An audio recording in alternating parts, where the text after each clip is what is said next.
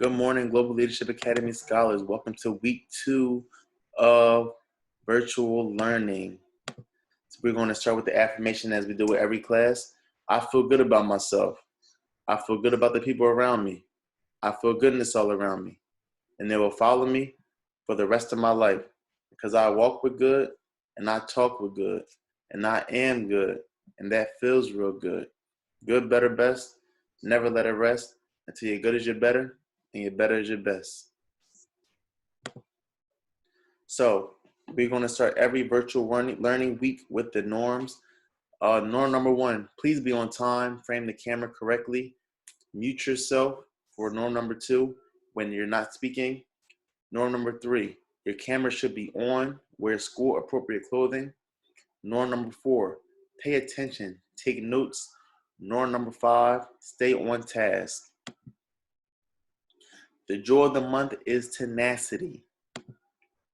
Tenacity is the quality or act of being able to grip something firmly. The quote of the day: patience and tenacity are worth more than twice their weight of cleverness. I will give you 3 minutes or so to respond.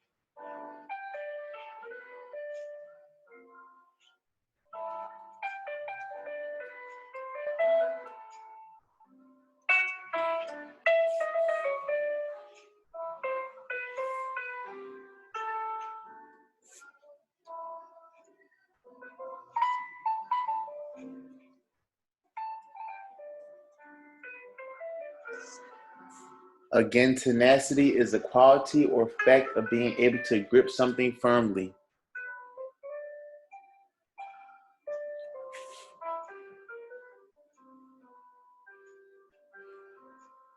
30 seconds.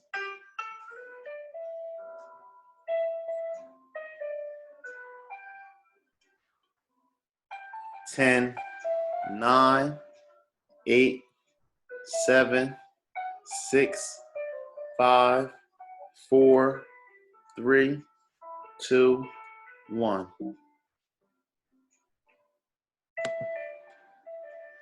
The standard we're going to abide by will be to analyze how a text makes connections among all distinctions between individuals, ideas, or events through comparison, analogies, or categories. The learning objective we will be going over, or we should be able to complete by the end of the week, is I can analyze how a text makes connections among and distinctions between individuals, ideas, or events through comparison, analogies, and categories. Here is the link to your assignment, to your reading. And we will begin. Slavery in America, 1609 to 1865. The origins. Slavery has existed since the beginning of human history. People were enslaved for a number of reasons, some which include being captured in battle, owing a debt, or being born to slave parents. The word slave comes from the Slavic people of Eastern Europe, who were conquered so often that their name became synonymous with servitude. Most cultures around the world have practiced slavery in one form or another. So it wasn't just up and decided that I'm just going to have slaves. This has been an ongoing thing in many cultures and many different ethnic groups. The Middle Passage. The Middle Passage is the leg of the Atlantic slave trade that transported Africans from Africa to slave markets in America. The Middle Passage was a three-part triangle, which was known as the Triangular Trade. It was called the Middle Passage because it was the second of the 3 parts during the Triangular Trade. Slaves were packed tightly on ships, shackled, and fed very little for the 3 to 5 months journey. So the journey was on water. It wasn't through a plane. It wasn't on horseback. It was on water, and it took 3 to 5 months. About 18 million of our ancestors, Africans, were transported between 1600 and 1800, with about 3 million dying on the way. So that means 15 million made it across from Africa to the United States or the Americas.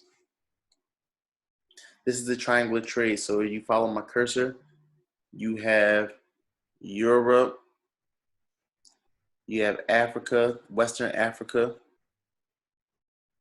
you have South America where they were brought, and you have North America where they were brought. So North America traded with Europe for tobacco, cotton, and sugar. Africa has a lot of goods, a lot of resources, gold, silver, iron. And then they would go through South America where they would transport slaves. Arrival in America. Native Americans were originally enslaved by the Europeans, but after many died from diseases, they began importing African slaves who were resistant to European diseases. So Native Americans were who the Europeans had at first until they were exempt to the diseases that the Europeans brought over. The first African slaves arrived in America on a Portuguese ship at Jamestown, Virginia in 1609.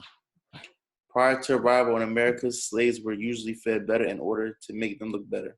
So towards the end of the journeys, slaves were auctioned off to plantation owners and businessmen from the city and perform a variety of tasks. On the left here, you'll see different sales of slaves where they had auctions to sell them off and separate them from their family. So the main idea of slavery was to separate the family. They knew that the male was an important factor in a black home or African home. So they took the woman and her child away from the black man. This is another reason why we do have some single parent homes. Slave codes. Slave codes were laws meant to control slaves. These codes forbid slaves from learning to read, owning firearms, or marrying a white person. They feared Africans learning to read because if we learn how to read, we would be able to figure out what was going on. If we owned a firearm, we would fight back. And marrying a white person, that just was out the question at that time. The penalty as a slave faced for learning to read was having a thumb cut off. These laws also made the children born as slaves automatically slaves for life. Generational slavery.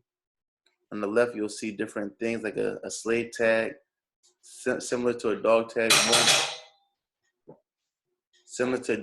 worn by slaves.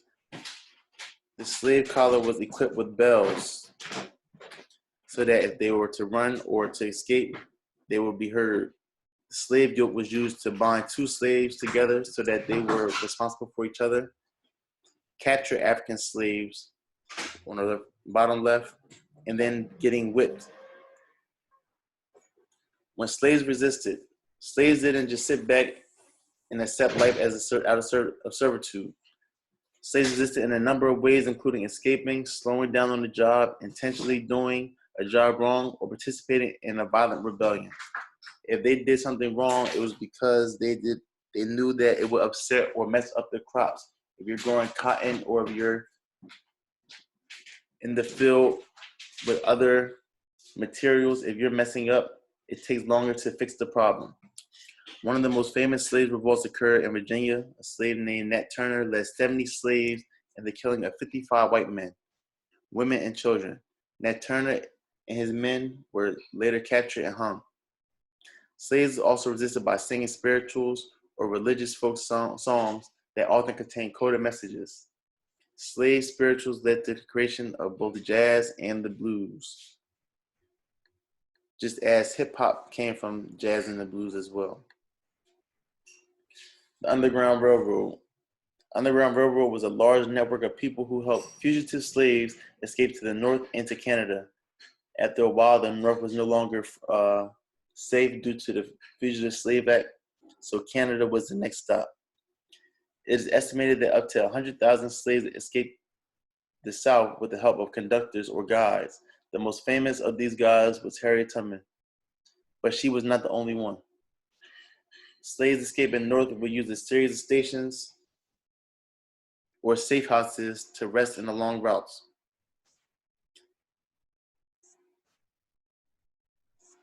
The paths that slaves traveled toward the north were known as tracks, hence the Underground Railroad. While slavery was allowed in the north, escaping slaves were not truly free until they reached Canada due to the Fugitive Slave Act. So on the left-hand side, you'll have long jockeys were used to mark stallions stations on the Underground Railroad, and also quilts. Here are a few routes of the Underground Railroad. So you have the free states up here. If you follow my cursor, the green, but they were not totally free until you got to Canada. These were the slave states. So you have Missouri, Arizona, Kentucky, Tennessee, Georgia, South Carolina, North Carolina, Maryland, Delaware, Florida, Alabama, Louisiana. And right here are a couple of the Underground Railroad stations. So you had the Croft Farm in Cherry Hill, New Jersey, the Bethel AME Church in Greenwich Township, the Peter Mott House in Lawnside, the Holden House in Jersey City, and the Wheatley's Burlington. In 1745, there were about 4,000 slaves in New Jersey, mostly in the southern part of the state.